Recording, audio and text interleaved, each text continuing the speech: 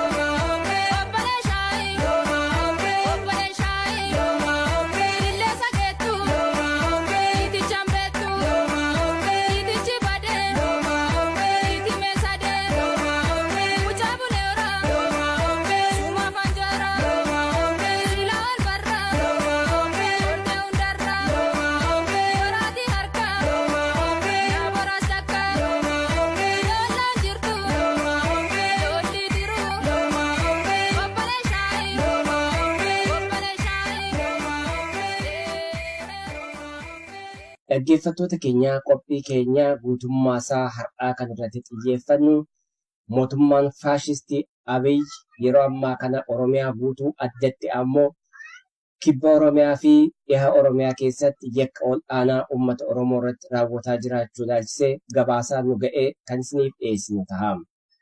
Addatti ammoo godina Gujii keessatti manneen jireenyaa gubuu akkasumas ilmaan Oromoo guutummaatti akka duguugiinsa sanyii fakkeessuudhaan mana hidhaatti guuraa akka jiru odeeffannoon nu ga'e ni ibsa.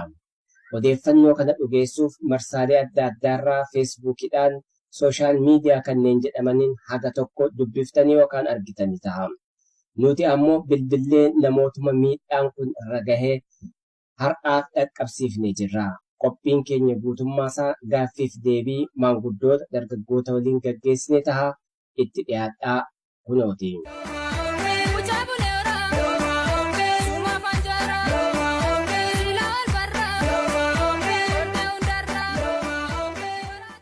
Ta'u galatoomaan isiniin jedha maqaa keessan ta'uu baadhuuti yookaan immoo maqaa keessan dubbachuufi dhiisuuf mirga keessanii aanaan keessa jirtanii godinni keessa jirtan maal jedhama? Akkuma kan godina Gujii aanaa Bulee Horaa ganda Gabbichoo Robbichaa jedhamu keessatti ani Gabbichoo Robbichaa. Waraanni mootummaa Itoophiyaa addatti ammoo kaleessaaf eengadda namoota ajjeesuu mana namaa gubuun gaggeeffameera jedhanii mee waa'ee isaa nu ibsaa. Galgala kaleessaa jechuudha. Galgala kaleessaa namooti lama karaarratti namooti lama du'anii turan. Hayyee.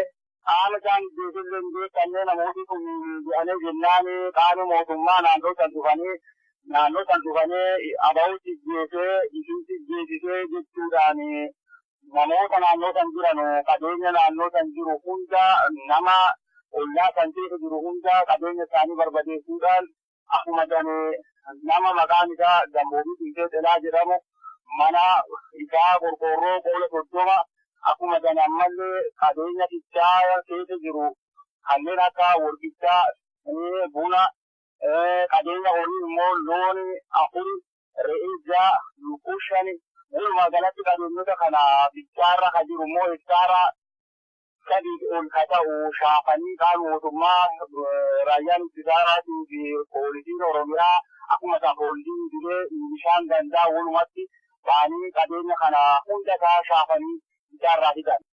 Qabeenyi gubate kana Xiinxee Xelaa manni qorqoorroo 64 Gamboobii immoo qorqoorroo qoola 30 qabeenyi fichaa immoo kanneen akka worqichaa, kanneen akka muuzii, kanneen akka shonkoraa, kanneen akka boqqolloo kun hundi isaa shaafamee fichaarraa obba'eera. Qabeenyi gubate kana Xiinxee Xelaa manni qorqorroo koola jaatamii afurii kadambooti immoo qorqorroo koola dhudhumaati qabeenyi bichaa immoo kanneen akka wurtichaa kanneen akka muuzii kanneen akka shonkoraa kanneen akka boqqolloo kun hundi isaa shaafamee bichaarraa hojjetameera. Namoonni jedhaman namoota naannoo keessaniiti. Namoota naannoo saniiti. Namoota ganda gabbisoo roggichaa jedhamu keessa jiraatu. Galgaluma du'anii argaman jechuudha. Galgala halkan du'anii ganama yeroo ka'anu du'aniira namni argan. Maaliif mana uummataa gubnee jedhure? Aba'uutti akkana godhee miseensa aba'uutiitii jedhanii uummata naannoo san jiru hunda itti ba'anii kaan dikuudhaan kaan mana hidhaatti guuruudhaan namoota kana sababa kanaaf akkana godhan. Bulchiinsi naannoo immoo naannoo sana hin jiru. Hundi isaanii jiran qaama poolisaalee jira qaama bulchiinsa naannoo san bulchu hundi isaanii bakkuma san jiran. Murteen uummataa immoo maalidha?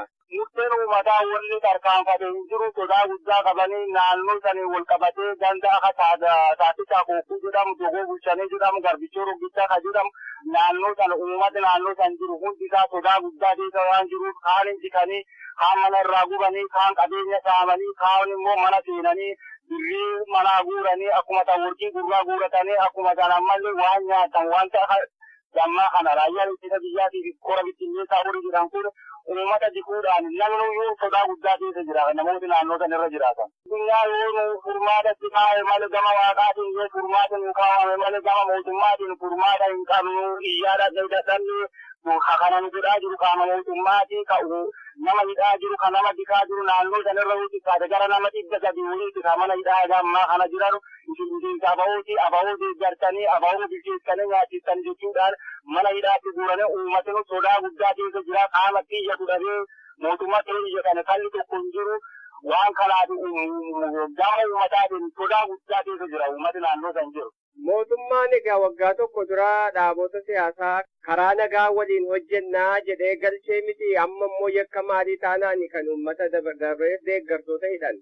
Qaama karaa kan jiru uummati waan karaa deeggartan hundi uummati aba'oo deeggartanuu aba'oon galchee eega galcheen duuba harka kennateetti kan aba'oon hin jirtu jechuudhaan miseensa aba'oo kan naannoo san irra socho'an kana hunda isaanii itti deemuudhaan kaan mana hidhaatti guuranii kaan qabeenya jalaa guuranii kaan immoo hin dikanii kaan immoo waan qaburraa saamanii kaan immoo ari'anii bosona badii lubbuutiifi maatii isii gatee ka maatii waliin baqatee bosona keessa ciisu baay'ee ciisanii sodaa guddaa keessa jira uummati. Namoota hidhaman maqaa isaanii haga tokko naa dhooftu. Namoonni ammatti kana isaan hidhan Tinkee jedhaa jedhama Daktaa Tinkee jedhama Gammadee Tinkee jedhama namoota ollaa kanarra jiran baqatanii isaan harkaan hidhan immoo jiranii gara bosonaatti qabatanii isaan dhokataati jedhanii kan baay'ee hin jiran namooti kanaa kun amma kana mana hidhaa jiran. Haa ta'u namoota amma lamaan du'an jedhamu kana dhuguma abaa'oo yookaan waraanni bilisummaa Oromoo hin ajjeesu jettanii amantuutin. Qaamni adda bilisummaa Oromoo nama kana ajjeesa jennee walitti amannullee hin jiru. Qaamni adda bilisummaa Oromoo kanis nama ajjeesee hin jiru. Har'as nama dhimma kanaaf nama hin ajjeesu. Sababeeffataniituma qaama raayyaa ittisa biyyaa nama kana karaa irratti ajjeesee ta'ee sababa kan godhatee ta'ee miseensa adda bilisummaa Oromootti naannoo kana socho'a jechuudhaan sababa godhanii kaaneetti uummata naannoo sanirra jiru. Uummata naannoo sanirra jiru sodaachisuuf malee qaamni adda bilisummaa Oromoo kana ajjeesa jennee yaadnutti ittiin aman. Ilmaan Oromoo akkasumas addunyaaf dhaamsa maalii dhaammattu? Qaamni addunyaa dhimma kana furuu danda'u yoo jiraate nutis sodaa guddaa keessa waan jirruuf uummata naannoo san keessattuu aanaa Bulee Horaa, aanaa Qarcaa, aanaa Malkaa Sooddaa uummata naannoo kana jiru qaama mootummaa yoo jiraate furmaata nuuf kenne malee nuti baatu kanaafillee rakkoo guddaa kan magaala baanee hojjechuufi akkasumas magaala baanee galuu baanee maatii keenya deebi'uuf rakkoo guddaa waan qabnuuf qaama addunyaa dhimma kana keessa seenee akka nu ilaalu aannotaan kana keessa seenanii dhimmoota kana manneen akka aannota kana keessatti gubatan gara mana hedduutti naannoo kanarraa gubateera waan ta'eef qaamni addunyaa dhimma kana keessa seenee akka uummata naannoo kanaa balaa guddaa kanarraa nu baraaru nutis immoo sodaa kana qaama addunyaatiif miidiyaa addunyaalletti isa kana kabajaan itti himan. Qeerroo fi dhaamsa maalii dabarsitu gaa akkasii birmataniif hawaasni ammoo gargaarsa saamicha gaggeeffame kanaa fi gargaarsa akkasii godhuuf dhaamsa qabdu. Qaamni qeerroollee dhimma kana dhiyeeffataa jiru hundi isaa nuttaan kana jecha guddina gujii isaa kanarratti dhiibbaan bacaan rakkoo bacaan uummata irratti waan gaa jiru qaamni hundi isa kana laalanii cinaa uummata akka dhaabbatan uummata kanallee yaadaanis ta'ee humnaanis ta'ee jechoota adda addaatiin akka uummata kana cinaa dhaabbatan qaama inni kana seerrisiifi waanta kana kiyyaa fi ergaa kana dabarsaa. Amma mootummaan kun kan Oromooti jechuu dandeessu? Qaamni akka kana nama guru uummata Oromooti jedhu Oromoof dhaabbatee mootummaa Oromooti jedhu addaan gurguruu jedhu hin dandeenyu. Qaamni uummata Oromooti dhaabbatee uummata mana jedhu uummata Oromoo hin saamu uummata Oromoo hin jeetu uummata Oromoo mana hidhaatti hin guuru aduu uummata Oromooti dhaabbatu taate mootummaan uummata Oromooti dhaabbatu uummata Oromoo mana hidhaatti hin guuru mana irraan guddisu akkasumas qabeenya uummata hin saamu uummata ari'ee bosonatti baddatti hin balleessu isa kana uummata Oromootiif dhaabbatu jedhuu hin dandeenyu gaba seennaan. Haa ta'u amma fakkeenyaaf mootummaan jiru waa'ee gadaa fa'aa hin kaasu akkuma naannootti gadaan Oromiyaa miti Itoophiyaa miti sadarkaa Afriikaattu barbaachisaadha jedhu. Garuu ammoo gadaan dhuguma nama hidhaa jedha mana hidhaa babal'isaa jedha nama ajjeesaa jedha. Sirna gadaa keessatti gadaan duruu kaayootii qaba akka aadaa gadaa Oromootti gadaan aadaatii qaba ardaatii qaba malkaatii qaba malee sirna qaama siyaasaa keessa seenee uummata hidhaa uummata manarraa gubaa uummata ijjeesaa saama yookaan dibadhaa jedhuu hin danda'u. Inni akka kana jedhu immoo diina malee abbaa gadaati jedhamuullee hin danda'u. Addaan borullee gadaan aadaatii qaba akkaataa itti bahee galu qaba ardaatii qaba ardaatii irra teessee waan jira sirna gaggeessa malee inni kun immoo abbaa gadaatiin jedhuu hin danda'u.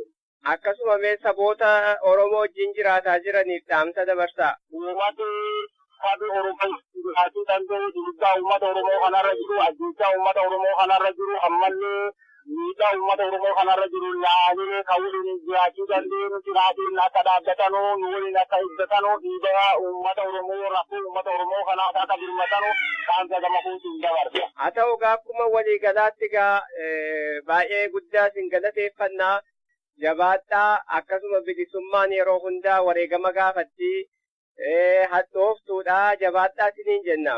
Isinitti galatoomaa bilisummaa kana uummata Oromoo hundaa uummata rakkataa jiru kana hundaa rabbi bilisummaan waa geessisuu jedha isinitti gama kootiin isinitti galatoomaa. Shubbee daa'ima lawwee hola wajjee walee adanaa dammaa hintee akka dansaa liggee batti durrii tintee walee walii tintee lollite golbaaleessite shubbee daa'ima lawwee abbayya dattee beektaa egaa ganaa keettee qeerroo sunkitee beektaa ilaalii ilaa keessaa waa ilaahi manu beektaa soddee ana kolletaa shubbee daa'ima lawwee. Ganda torlee waajjirti. Aanaa bulee horaa jala jira. Ganda torlee waajjirti mana qorqoorroo bifa keessatti. Ammallee ikaa mana keessaa biftee televezyiinitti tajaajilfamee fixaniirani. Fichaa hektaara jaalle sana barbadeessaniirani. Ammallee egaa ajjaa maatiin irraan ari'anii balleessanii akkuma keessa akka bineensa galiisatti jira. Rakkoo akkaatti jira. Maaliif egaa kan kana godhan? Bicha godinaa obbo Abarraa Bunoo jedhanutti akkasumaan aba'oo deeggaraa naannoo kun aba'oo deeggara jedheetuma waraana mootummaa kana naaf bobbaasaa ture. Anillee yeroo gara torbaa na barbaadanii turanii mana dhufanii calqabanii na barbaadanii akkuma keessa dhukasaa ture bakka nyaatadaariitti natti hammaatee jennaan irraa baqaatee fagaatee. Eegasanii ati maatii fuudhanii hidhanii haadha mana haadha. Maatii akka fuudhanii hidhanii ijoollee hidhanii hiikanii. Karaa kanaan nagaasisaa turanii. Maatii keessan hidhaatti guuranii? Ammuma kanaayyuu yoo mana gubanu kanaayyuu torban lama eega torbaanii sadii jedhanii nama saddeetitti ammallee hidhaa keessa jira.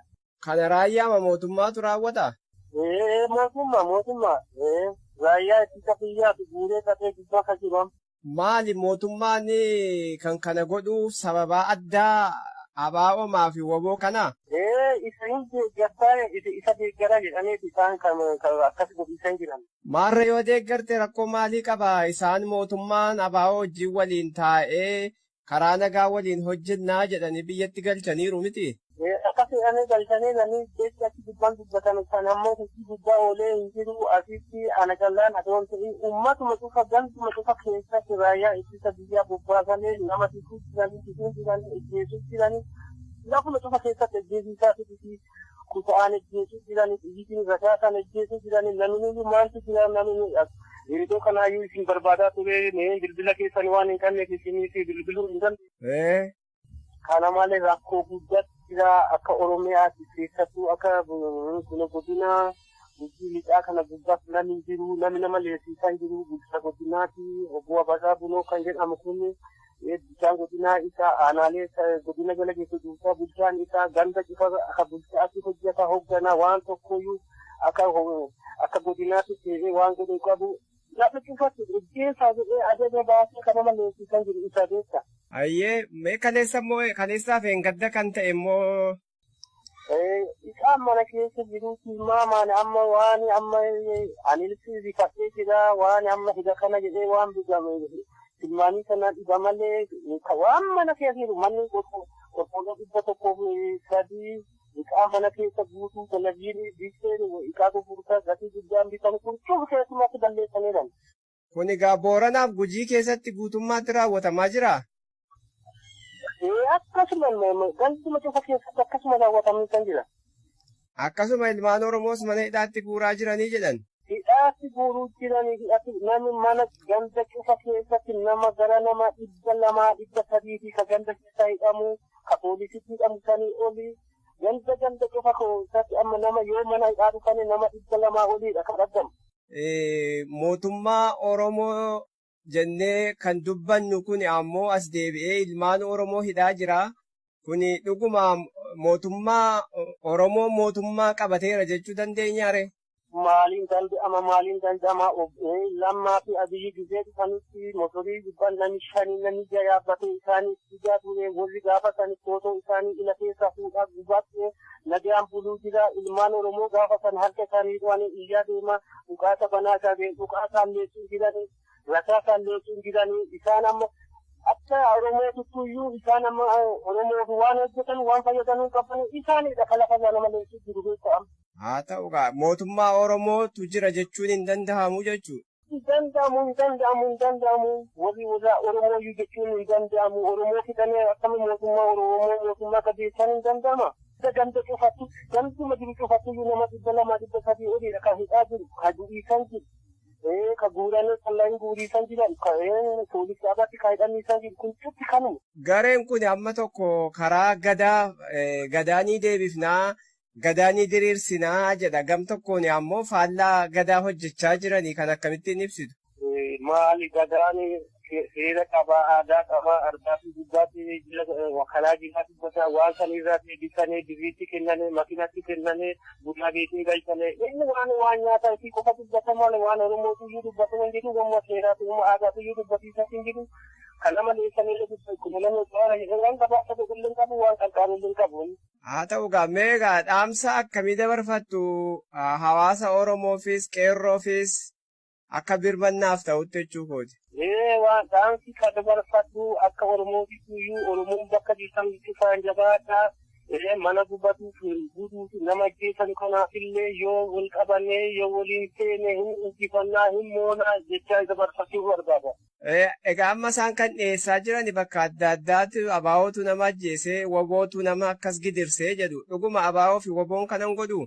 Dhugaarra akka fagaate dhara isaan qofaadha kan nama leessisaan jiru malee raayyaa ittisa biyyaatiidha kan leessisaan jiru malee woboo miti isaaniidha kan leessis jiru. Haa ta'u dhaamsa uummata Oromoof dhaammadhaagaa. Uummata Oromootiif kan hammachuu seenuu qabaatiidhaan baadhihaan cufaan wal qabaadhaa fi jabaadhaa qabsoo kanaan hin injifannaa hin moonaa ajjeechaan ammallee qabsoo lama duubatti hin deebisu finiisa malee jechuu barbaada. Haa ta'u isinis jabaadhaa kun wareegamuma bilisummaaf kaffalaa jirtanidha. Hundumti keenya bakka jirrutti haa jabaannu fayyaa ta'a. Fayyaa ta'e. Diinummaa kee baree sitti marse lammiin koo eessa abbaa kee seenta si nyaachuuf deema qeerroon koo sitti marse qeerroon koo. Dhaggeeffattoota keenyaa kabajamoo kana mammaatti caqasaa turtan raayyaan ittisa addaa Abiyyii fi Lammaadhaan durfamu dhiibbaa yookaan miidhaa ol'aanaa ilmaan Oromoo godina Booranaa fi Gujii keessatti jiran irratti dhaqqabsiisaa jiran ilaalchisee bilbilaan hawaasa waan kanaan miidhamaa jiru keessaa argannee kanaas of siifnedhaamu. Gara fuula duraattis qophiin haalaan wal fakkaatu kun itti fufaa. Qophii har'aa xumureerra nagaatti. Horaa bulaa. Baranumaa. Bombi dhiira hidhataa seenii lolii. Maafonne sila bakka. Kilaashii goota qabataa seenii lolii. Maafonne sila bakka. Eeboo dhiira darbataa seenii lolii. Maafonne sila bakka. Gachana goota qabataa seenii lolii. Maafonne sila bakka. Shukuti dhiira hidhataa seenii lolii. Maafonne sila bakka. Shimala qeerroo qabataa seenii lolii.